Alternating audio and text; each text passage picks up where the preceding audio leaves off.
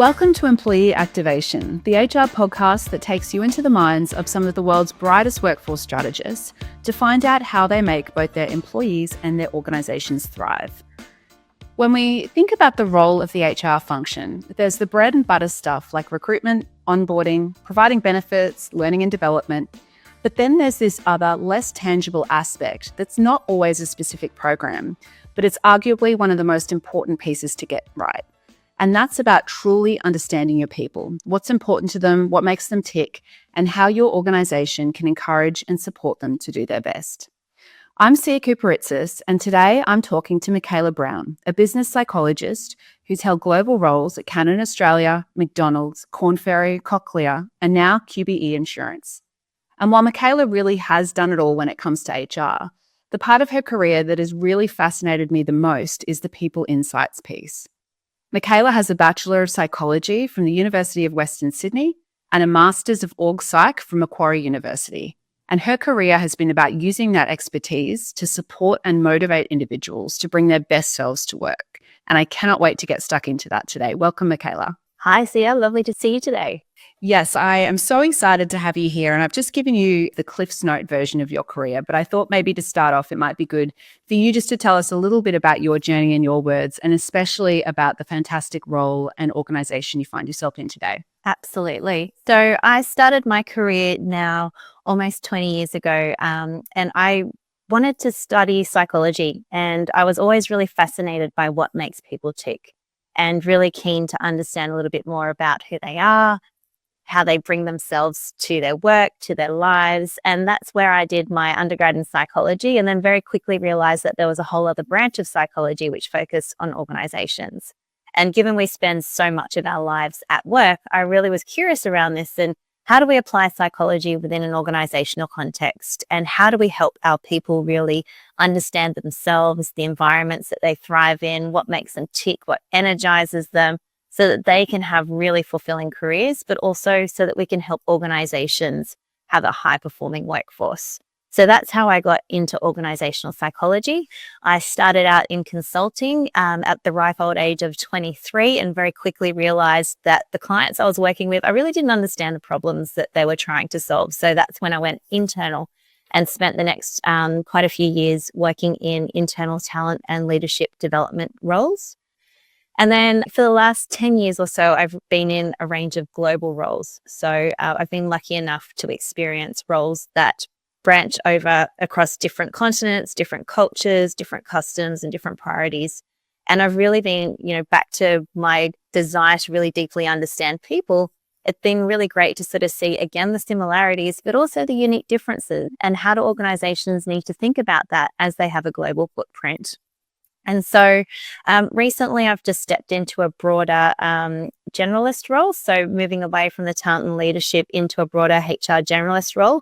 So currently I'm the GM for People Business Partnering, Advisory and Health at QBE. And that really looks after our people business partners, as well as our well-being, work health safety, and our employment relations. That's fantastic, Michela. And I'm really curious to come back a bit later to some of those experiences working across different geographies and cultures and how that impacts motivation. But where I would love to start is you've mentioned, this idea of engagement and motivation that an organization builds within its workforce. And it obviously isn't something that just happens. It's something you have to really think about, strategize on. And in your case, you're also bringing this psychology into it. So talk to me about what has your career in terms of your studies and your background in org psych brought to the way that you approach talent management and development within these, huge global companies? Yeah, it's a really good question. So I think one of the things that I've observed with talent management practices is that it often focuses on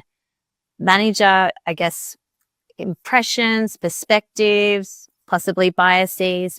And so where my background in org psych has been really helpful is how do we bring a bit of data and objectivity into talent discussions and talent identification? So how do we use things like psychometric assessments or have conversations with people to really give us multiple data points so that when we're thinking about the talent in an organization, we're taking a really holistic view of who our people are and understanding not just what the organization needs and what a manager's perspective is, but also what are the things that are important for our people. So What are their motivations? What are their ambitions? How do they approach problem solving and critical analysis? What are their behavioural preferences?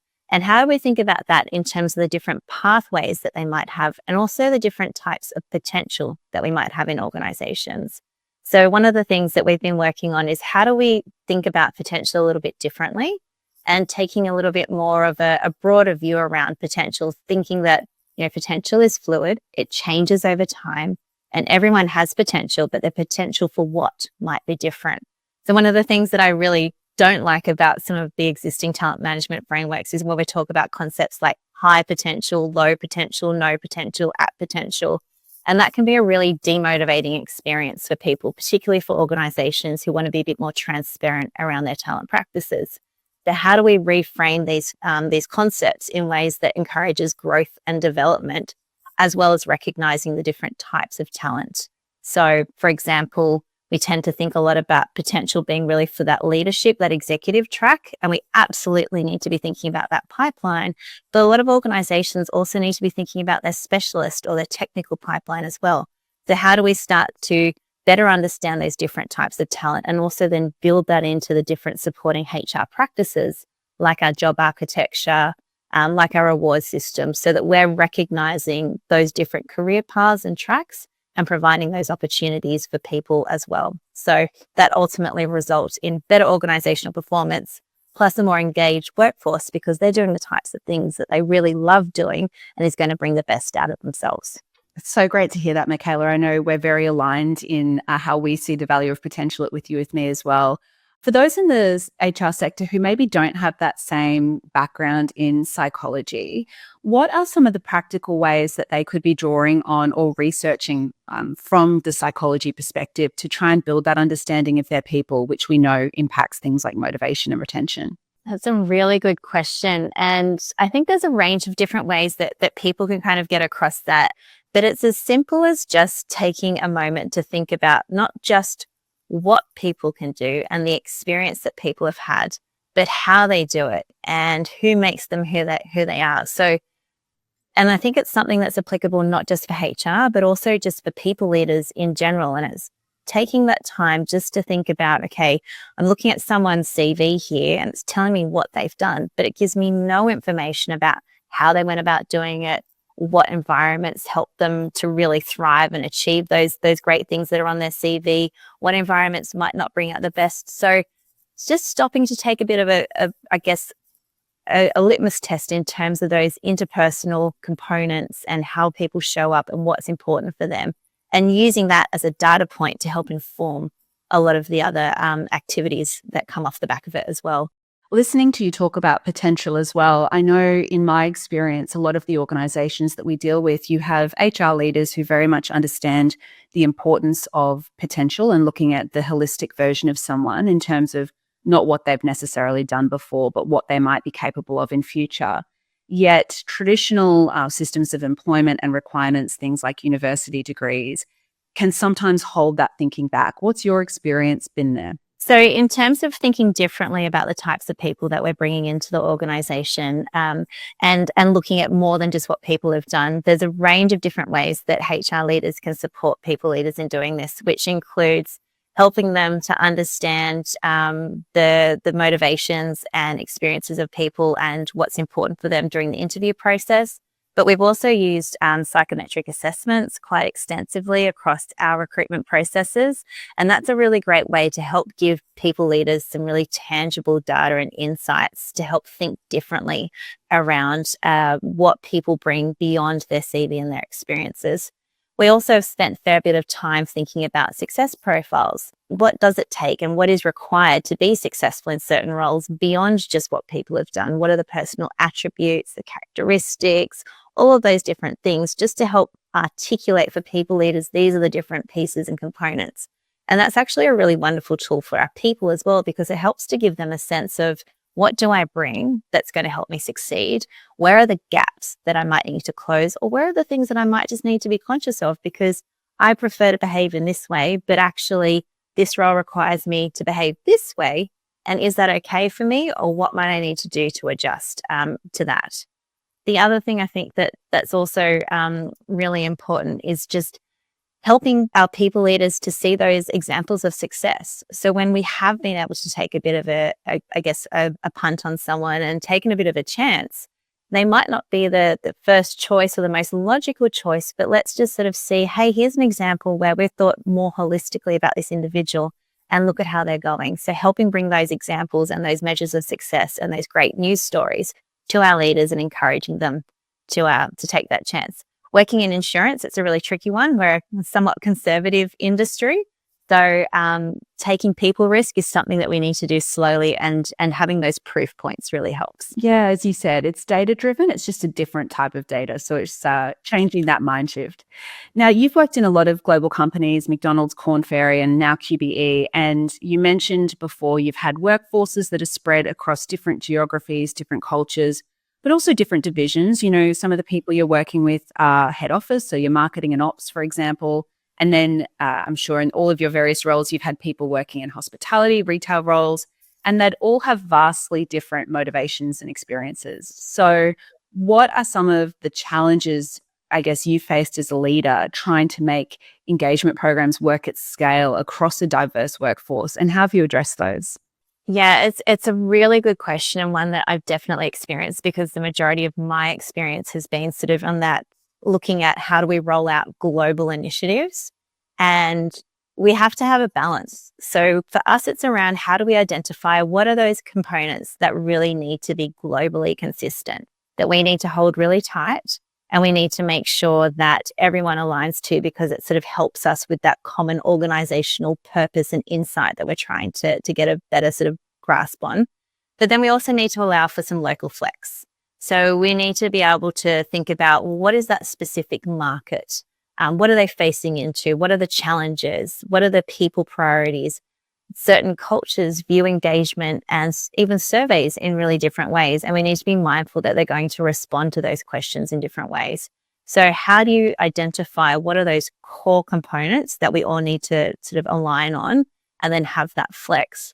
And similarly with the output, and when we talk about engagement specifically, I think it's around, how do we think about what is a common thread that we are seeing in terms of the results across the organization that we all need to mobilize on and to address, as well as giving that local nuance so that people can put plans in place to address those local pieces. Because I think if you go with a blanket one size fits all approach, you just lack the buy-in. People will really quickly turn away and say, they don't really understand what I'm talking about, what this means for me. So I think it's really important that even for those global initiatives and global themes that we're going after, there's opportunity for local plans and local implementation around those plans.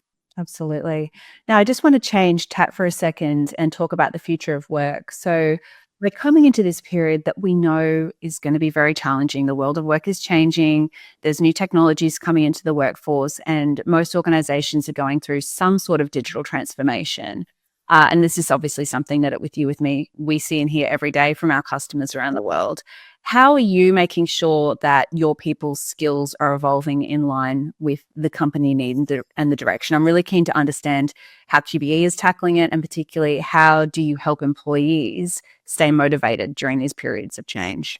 Yeah, it's a really good question, and definitely one that we're grappling with, as is the entire insurance industry. The role of insurance is changing at pace, and how we do our business is changing at pace. So for us, I think it's around, how do we help normalize change? Change can feel really unsettling for our people, and particularly when we're facing into challenging economic environments as well. There's that uncertainty and that instability.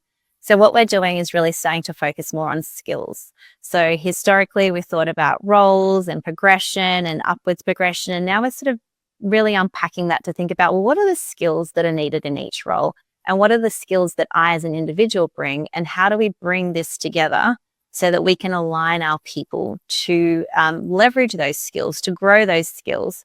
And I think where we're also investing is in things like strategic workforce planning. So how do we identify the future workforce and the skills that we need in the future, so that we can think about our current workforce and help them to either grow their skills or potentially reskill, so that they're continuing to feel like they have a career and a future ongoing. It is a really challenging one. And I think it's, how do we keep encouraging people to grow, really reinforcing the importance of self-directed career growth, ongoing learning and development, and just recognize that in order for us to be successful as an organization, the organization is going to need to change and we're going to need to change with it. Brilliant. And now the final question, and one that we ask all of our guests, what is your top tip for activating your employees and aligning their aspirations with organizational goals? I think for us, at least at QBE, we're very big on being a purpose-led organization. And so if we can be really clear on what is our purpose as an organization, why are we here, and what is the value that we are planning to deliver, and then helping our people align individually to that. So if they can see individually, what is my role and how am I contributing to that organizational purpose, that helps them to get a sense of clarity and meaning and purpose around the work that they're doing. And I think the other thing is as well is just making sure that we are setting up, the different types of talent that is needed across different times so that we're building a sustainable pipeline for the future, and really making sure that we're supporting our people in adjusting and adapting to that so that they can then start to align their ambitions, their skills into a constantly growing and evolving workforce. And I think that's actually a really exciting journey to be a part of at the moment. Absolutely. I agree completely. And I've just thoroughly enjoyed this chat, Michela, and in particular, how you are approaching your employee engagement to help them grow in the direction the company needs. It aligns so well with the thinking we have, which is that when an individual's career aspirations are aligned with organizational goals, both are going to thrive. So thank you for being so generous today and sharing your experience and insights. For our listeners wanting any more details into Michela's journey or the topic we've discussed today, please head to our website, that's WithYouWithMe.com, and search for our employee activation podcast so you can access all of our free resources that are there around engaging and motivating employees across the end-to-end employee journey. We'll also have all of Michela's details so you can get in touch with her if you want. Thank you again, Michela, and we will see you all next time.